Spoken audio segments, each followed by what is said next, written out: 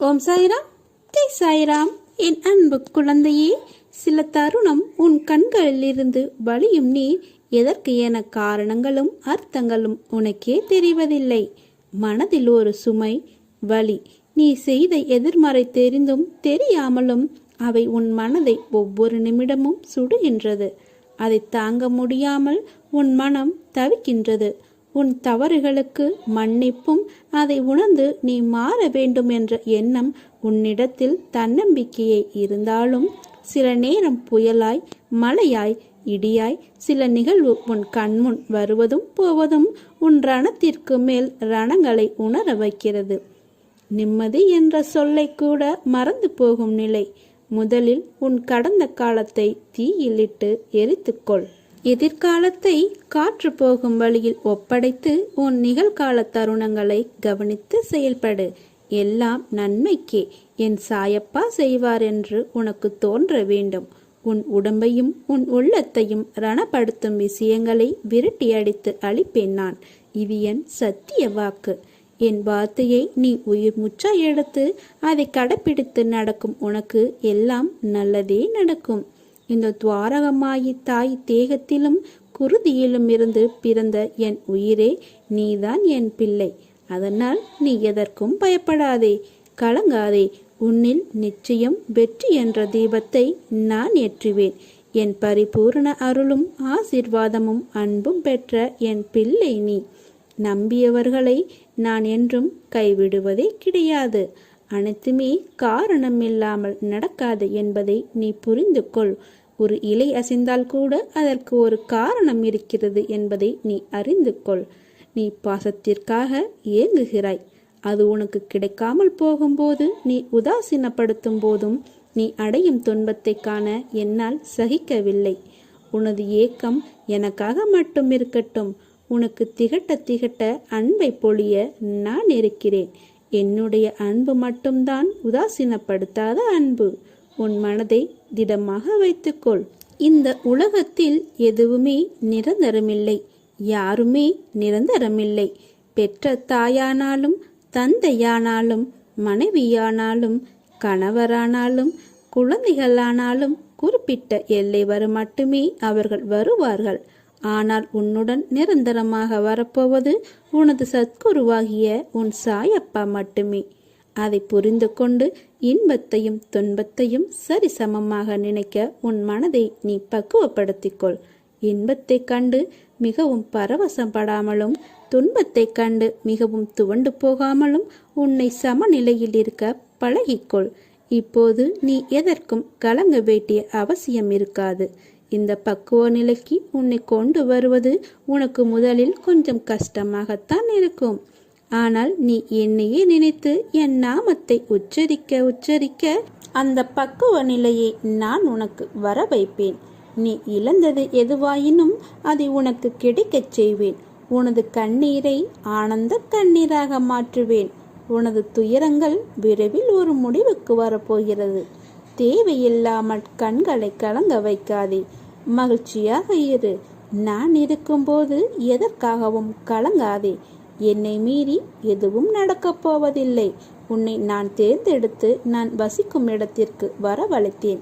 எப்படிப்பட்ட சூழ்நிலையிலும் நீ கலங்கக்கூடாது. என் வாக்கு என்றும் பொய்யாகாது.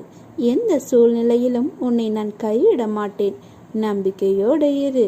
உனக்கு என்ன வேண்டும், வேண்டியதை எடுத்துச் செல். எனது கஜானா வாயிற்கதவுகள் உனக்காக எப்போதும் திறந்து இருக்கிறது. எது உன்னிடத்தில் சேர வேண்டுமோ அது உன்னிடத்தில் தானாகவே வந்து சேர்ந்துவிடும். அனைவரும் வியக்கும் வண்ணம் நீ உயரக்கூடிய கால நேரம். நிம்மதியாக மகிழ்ச்சியாக இரு. உனது கர்ம பலன்கள் விலகப் போகிறது. வாழ்க்கையில் பெயர் புகழ் பெற்று நீ உயரப் போகிறாய். உன்னை என்று வழிநடத்தி செல்லும் ஆசான் நான். நித்தியப்படி வழங்க நான் சற்று தயங்கி தயங்கி யோசித்து நின்றால், சற்று யோசித்து பார் என்ன நடந்திருக்கும் என்று. நீ கேட்டு நான் செய்ய வேண்டிய அவசியமில்லை. எந்த சூழ்நிலையிலும் நீ கடந்து வந்த பாதையை மறக்காதே. நான் இருக்கிறேன், கலங்காதே. எதுவும் என்னை மீறி நடக்காது என்பதை நீ தீர்க்கமாக நம்பு. அப்பா நான் இருக்கிறேன். நம்பிக்கையோடு உன் கடமையை செய். உனக்கான அந்த நல்ல நாள் நிச்சயமாக உன்னை தேடி வரும். என்னுடைய ஆசீர்வாதங்கள் உனக்கு எப்போதும் உண்டு. அதுவும் முழுவதுமாக நீ ஆசீர்வதிக்கப்படுவாய். அன்றைக்கு உனது கண்கள் கலங்கும். அப்பா, நான் வேண்டியதெல்லாம் தந்து விடுகிறாயே என்ற ஆனந்தத்தில். நீ உன்னை பற்றி தெரிந்து கொள்ள கேள்விக்கு பதிலை தேடி அலைந்து கொண்டிருக்கிறாய். உன்னோடு நான் இருப்பதை மறந்து விட்டாய். நான் இருக்கிறேன். உனக்கான பதிலை நான் கூறுவதற்கு தயாராக இருக்கிறேன். இது காலத்தின் கட்டாயம். நான் உனது தந்தையாக, நல்ல குருவாக உனக்கு கிடைத்ததோ ஒரு அதிசயம். அதுபோல நீ எனது குழந்தையாக, நல்ல பக்தனாக கிடைத்தது நான் செய்த பாக்கியம். உனது அழகான பாதங்களை கொண்டு என்னிடத்தில் நீ வந்திருக்கிறாய். அப்பா, நான் இப்போது வளர்ந்து விட்டேன், நான் இன்னும் சிறு பிள்ளை இல்லை என்கிறாய். என் குழந்தை எனக்கு எப்போதுமே சிறு பிள்ளைதான். எனது பாதங்களை எதற்காக நகர்த்த வேண்டும்? நான் தனியாக போகக்கூடாதா என்றுதானே நீ நினைக்கிறாய்? இத்தருணத்தில் உனது மனதில் என்ன ஆசைகள் தோன்றின? சற்று நினைத்துப்பார். எனக்கு நீ எப்போதும் சிறு பிள்ளைதான். உனது அத்தனை தேவைகளையும் பூர்த்தி செய்பவன் நான் தான். உன்னை புண்படுத்தி வருத்தப்பட செய்தவர்களை நான் பார்த்து கொள்கிறேன். நீ என்னிடம் விட்டுவிடு. நானே அனைத்திற்கும் சர்வாதிகாரி என்று சொல்லிய பிறகு என்னை முழுவதுமாக நீ ஏற்றுக்கொள். உனது வார்த்தைகளுக்காக அப்பா காத்து கொண்டிருக்கிறேன். இனி உனக்கான அனைத்துமே நான் செய்பவை. உன் அப்பாவாகவும் அம்மாவாகவும் உன்னை கண்ணுக்குள் வைத்து நான் காப்பேன். ஒவ்வொரு நாள் உன் மனதில் எழும் ஒரு அழகான ரூபமாய் நான் உனக்கு காட்சி கொடுப்பேன். நீ தினந்தோறும் என்னை நீ கவனிப்பதற்கு முன்பு நான் உன்னை முழுமையாக புரிந்து கொண்டு தினமும் வழி நடத்துவேன். தினமும் என்னை நினைத்து கொண்டு இருக்கையில் உன் மீது எப்படி கோபம் கொள்வேன்? தற்போது நீ இருக்கும் நிலை நான் அறிவேன். உனக்குள் இருக்கும் அகங்காரம், அகந்தை இவற்றை இன்றோடு விட்டுவிடு. உனது மனதிற்குள் நான் இருக்கிறேன். உன்னை எப்போதும் என் கண்ணில் வைத்து நான் பாதுகாப்பேன். நீ கவலைப்படாதே. உனக்கு ஒரு வடிவம் கொடுத்து அதிலிருந்து வரும் வெளிச்சத்தின் ஒளியைப் போல் நீ பிரகாசமாக இருப்பதற்கு நான் உன்னை வழிநடத்தி என் கைப்பிடித்து அழைத்துச் செல்கிறேன். எப்போது என்னை நீ அழைத்தாலும் நான் வருவேன். எல்லாம் சரியாகிவிடும். எதற்கும் மஞ்சாதே. அப்பா இருக்கிறேன். கவலைப்படாமல் இரு. என்னை சரணாகதியடைந்தால் நான் உன்னை பாதுகாப்பேன். பொறுமையாக இரு. அப்பா நான் இருக்கிறேன். நிழலாக எப்போதும் உனக்கு துணையாக வருவேன். நாளை ஏதாவது ஒரு ரூபத்தில் உனக்கு நான் காட்சி அளிக்கப் போகிறேன். உனக்காக நான் சீரடியிலிருந்து வருவேன். என் மீது உன் நம்பிக்கை இழந்து விடாதே. எந்த நேரத்தில் வேண்டுமானாலும் நான் அற்புதத்தை செய்வேன். மனதை அலைப்பாய விடாமல் என் நாமத்தை மட்டும் நீ உச்சரித்து கொண்டே இரு. என் வாக்கு என்றும் பொய்யாகாது. பொறுமையோடும் நம்பிக்கையோடும் இரு.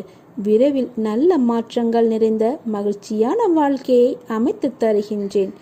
நீ என்னிடம் எதிர்பார்த்து காத்திருக்கும் அனைத்தும் உனக்கு விரைவில் நடக்கும். கோபத்தை குறைத்துக்கொள். கோபம் கொண்டால் அது உன் காரியத்தை முடித்து விடுமாயென்றால் இவ்வுலகில் கோபம் மட்டுமே ஒரே உணர்வாயிருக்கும். கோபத்தில் அமைதியையும் நிதானத்தையும் வளர்த்துக்கொள். உனக்கு துணையாக நான் உன் சாய்தேவாயிருப்பேன். வாழ்க்கையில் போராடும் குணத்தையும் பெற்று தீர்க்கமாக வாழ நினைக்கும் என் குழந்தையே, மன உறுதி ஏற்பவர்களிடம்தான் அதற்கான சோதனை மேற்கொள்ளப்படுகிறது. உன் மனம் என்பது நான் வசிக்கும் கோட்டை. அந்த கோட்டையில் என் அனுமதி இல்லாமல் ஒரு தூசி கூட நுழைய முடியாது. என்னை காண வந்த என் பிள்ளையான உனக்கு நிறைய விஷயங்களை புரிய வைத்தேன். எதற்கு தெரியுமா? நீ வளரவே இல்லை. உன் மனதளவில் நீ சிறு பிள்ளையாகவே இருக்கிறாய். உனக்கான பக்குவத்தை புகட்ட எனது சீற்றத்தையும் காண்பிக்க வேண்டியதாய் இருக்கிறது. உன் மனதில் என்னை காண வருவதற்கு முன் பல எண்ணங்கள் குதர்க்கமாக எழும். அது ஏன் என்ற கேள்விக்கு விடை கூறுகிறேன், கேள். என் தரிசிக்க வரும் என் பிள்ளையின் மனம் அமைதியாக நிலைப்படும் நிலையில் இருக்க வேண்டும். எந்த விதமான சஞ்சலமும் இல்லாமல் மனம் இருக்க வேண்டும். என்னை வணங்கினால் உன் கேள்விகளுக்கு நான் பதில் தருகிறேன். என் அன்பு குழந்தையே, உங்களுக்கு எதிராக எத்தனை பேர் செயல்படுகிறார்கள் என்பதை பற்றி நீ பொருட்படுத்த வேண்டாம். மனதை குழப்பும் பிரச்சனை விரைவில் சரியாகிவிடும் என்று மனதில் சொல்லிவிட்டு வேலையை பார். விரைவில் அதிசயம் நடக்கும். ஏற்பட போகும் அதிசயத்திற்கு நன்றி என்று மட்டும் ஆழமாக சொல்லிக்கொண்டே இருந்தால் போதும். அது எப்படி சரியாகும்? சரியாகும் வழிகளை பற்றியெல்லாம் நீங்கள் ஆராய வேண்டாம். நமக்கு ஒரு சில வழிகள் தான் தெரியும். ஆனால் பிரபஞ்சத்திற்கோ 1000 வழிகள் இருக்கும். அது சரி செய்துவிடும். உங்கள் வார்த்தைகள் மற்றும் எண்ணங்கள் பிரபஞ்சத்திற்கு கட்டளைகளாக அனுப்பப்பட்டு விரைவில் சரி செய்துவிடும். உங்களை சுற்றி எதிராக நடப்பவை பற்றி நீங்கள் கவலைப்பட வேண்டாம். பயம், குழப்பங்கள் வரும்போது பதட்டம் இல்லாமல் அமைதியாக இருக்க கற்றுக்கொள்ளுங்கள். நான் மிகுந்த நம்பிக்கையாக இருக்கிறேன். விரைவில் அதிசயம் நடக்கும். ஏற்பட்ட அதிசயங்களுக்கெல்லாம் அந்த கடவுளுக்கு நன்றி என்று மட்டும் உங்கள் மனதில் நினைத்து கொள்ளுங்கள். ஒரே ஒரு முறை சாய்ராம் என்று சொல்லிக் கொள்ளுங்கள். நிறுத்தாமல் சொல்லிக்கொண்டே இருந்தால் உங்களுக்கு அதிக பலன் கிடைக்கும். உங்கள் வார்த்தைகள், நம்பிக்கையான உணர்வுகள், சந்தோஷமான எண்ணங்கள் போதும். எல்லாவற்றையும் சரி செய்துவிடும். உங்களின் நேர்மறையான சக்தி இந்த பிரபஞ்சத்தை காட்டிலும் சக்தி வாய்ந்தது என்பதை மட்டும் நீங்கள் உணருங்கள். நீ நன்றாக இருப்பாய். நல்ல எதிர்காலம் பெற்று வாழ்வாய். என் பரிபூர்ண ஆசீர்வாதமும் அன்பும் உனக்கு எப்போதும் உண்டு. உன்னை விட்டு நான் இப்படி நகர்ந்து நிற்கிறேனே என்ற எண்ணம் எதற்கு உனக்கு? உன்னிடத்திலே நான் உன் சாய்தேவா இருக்கிறேன். பிறகு என்னை தொலைத்து விட்டேன் என்று நீ எண்ணாதே. நீ நினைத்தால், உன் மனம் என்னை நினைத்தாலே உன் முன் உன் சாய் வந்து நிற்பேன். உன் எதிர்மறை எண்ணங்களை நான் உன் சாய்தேவா பொருட்படுத்தவே மாட்டேன். உன்னிடத்தில் எதையும் எதிர்பார்க்காமல் உன் முன் வந்து நிற்பேன். உன்னை விட்டு நான் விலகுவதும் இல்லை. உன்னை விலகி போகும்படி நான் சொல்வதும் இல்லை.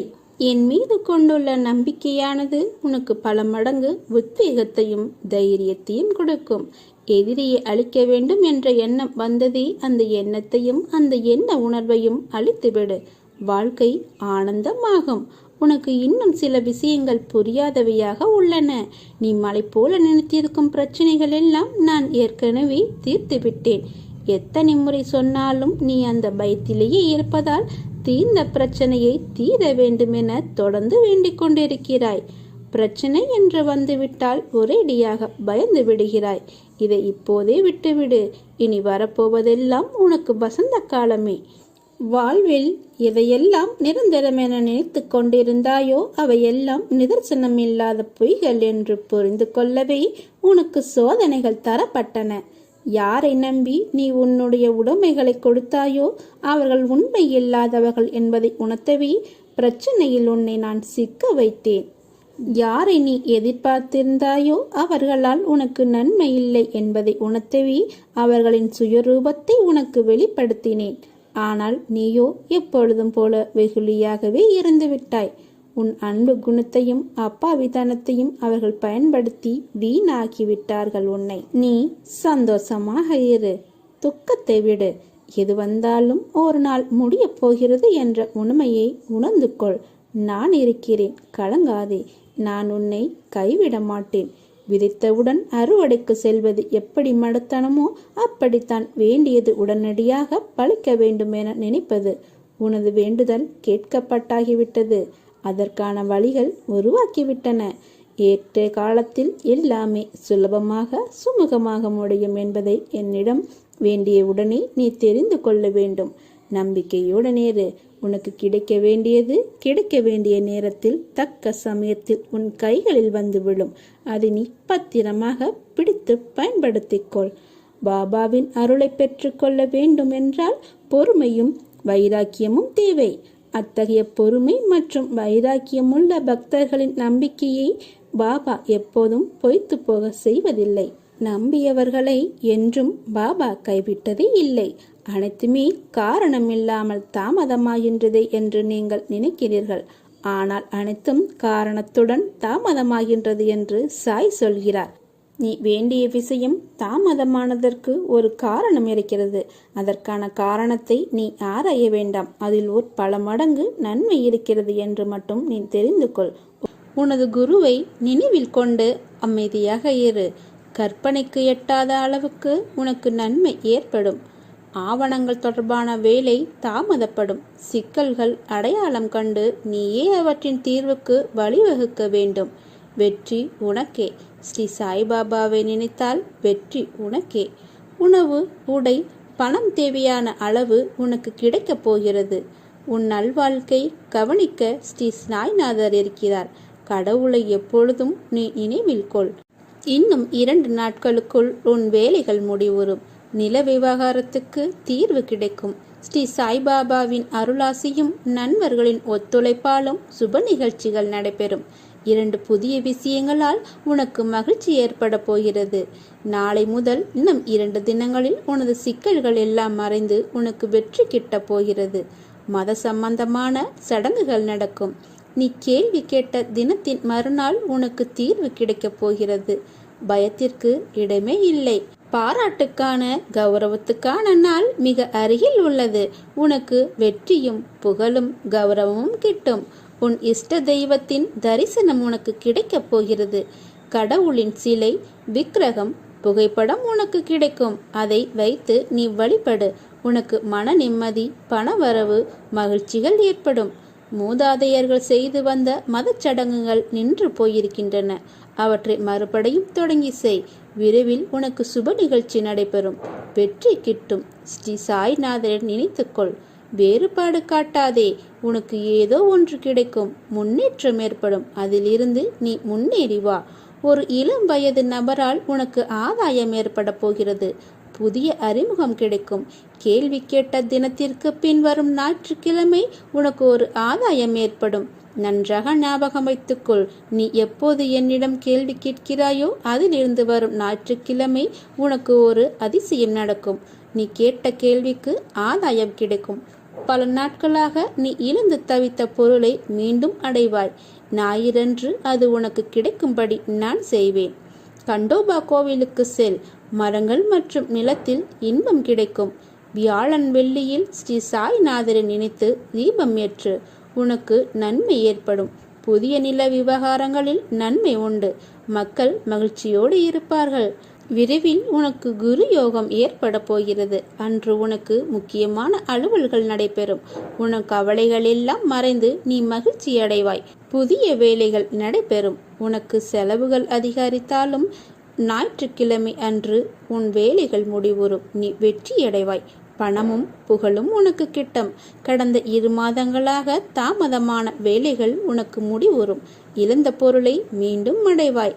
சுபமான நிகழ்ச்சிகள் நடக்கும். ஒரு சிறந்த மகானை காண உனக்கு ஒரு வாய்ப்பு கிடைக்கப் போகிறது. அந்த மகானாக வருவது நான்.